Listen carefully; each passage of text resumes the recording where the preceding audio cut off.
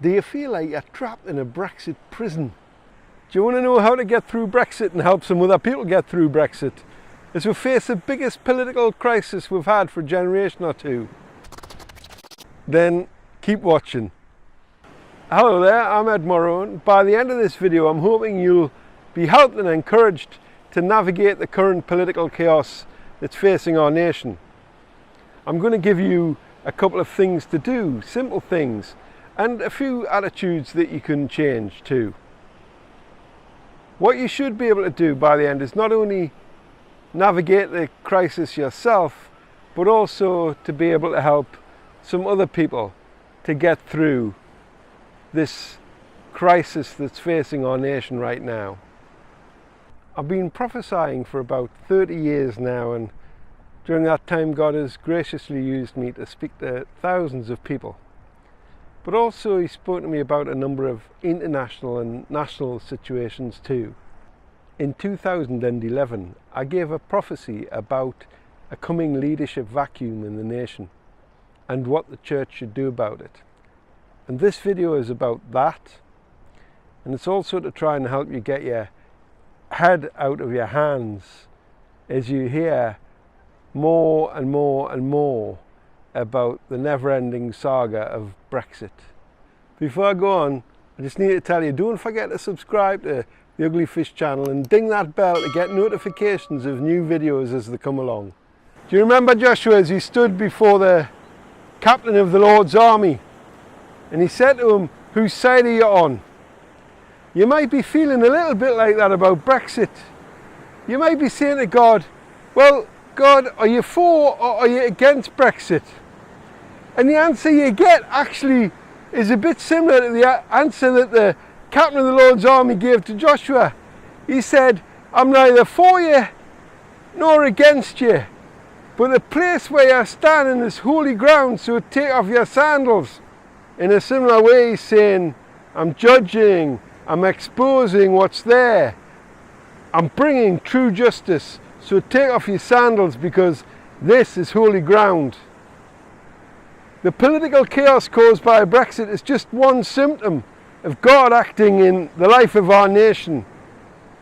God is a God of peace, not of chaos.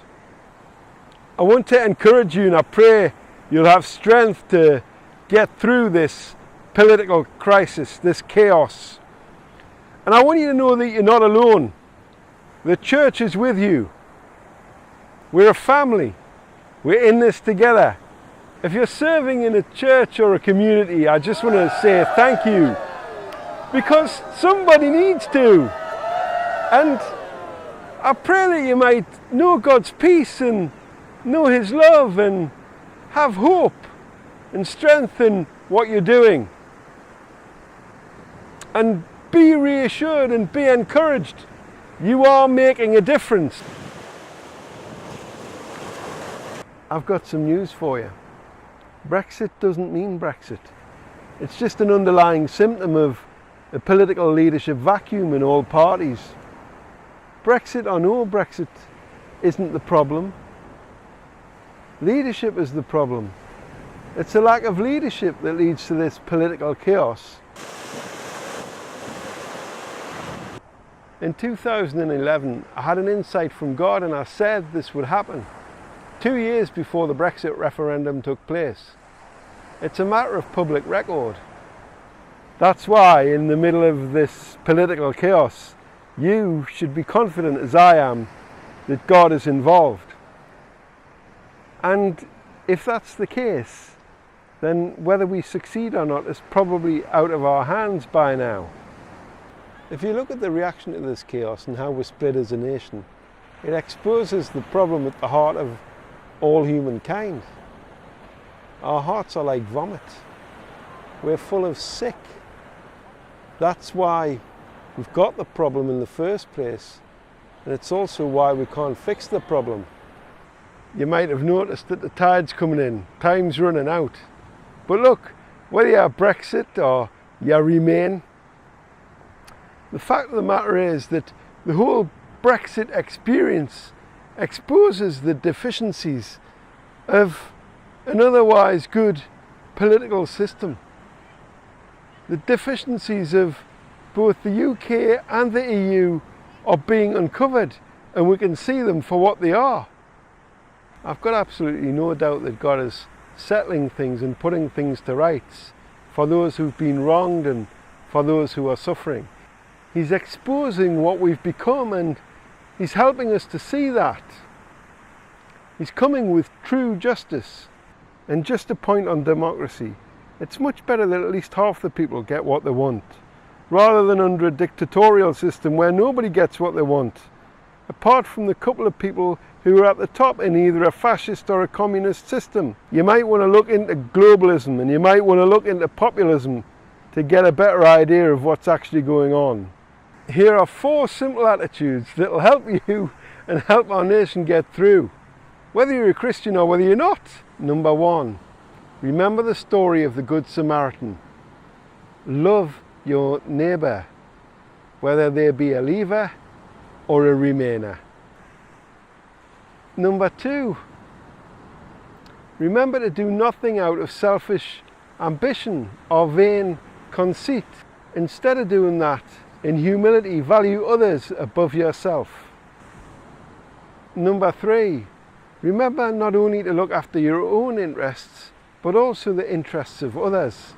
And of course, number 4, remember the golden rule. Do to others as you would have them do to you. We're not going to succeed as a nation because of Brexit or because we don't Brexit. We're going to succeed because of servant leadership. Leadership that sets aside its own power and control in order to serve for the benefit of other people. Our identity and strength as a nation isn't determined by trade deals, but by our character, the way we treat our sick and elderly, the way we care for and educate our children, and the way we respect one another and we have time for one another, and also the way we welcome the stranger and the way we treat outsiders, the way we put the needs of others before our own needs, and the way we respect the rule of law and our democracy and our Christian traditions, including faith and hope and love.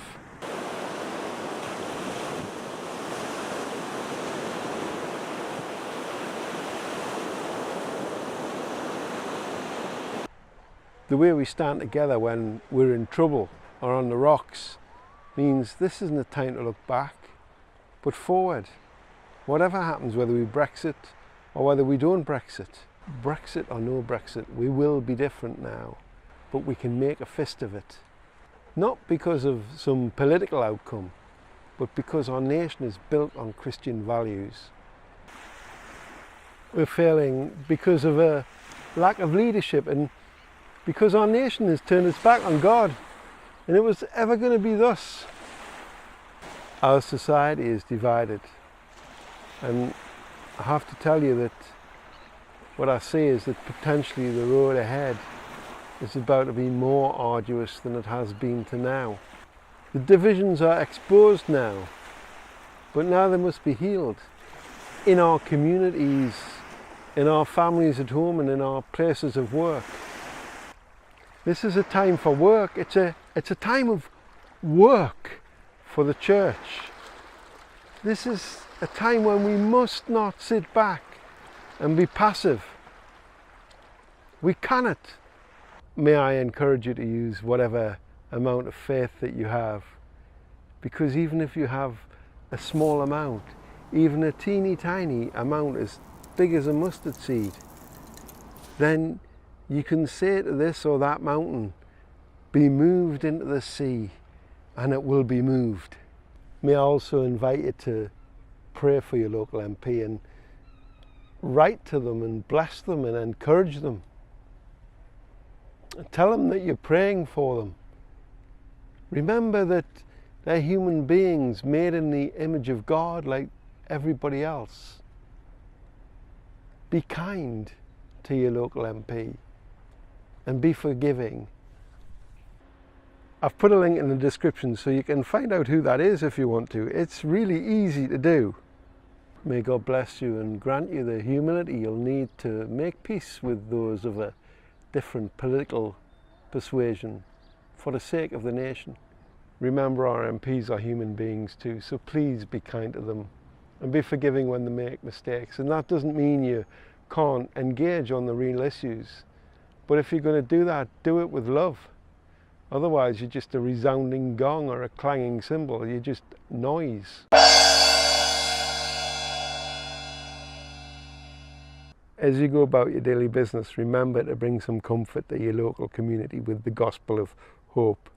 And remember to show some love to your local MP.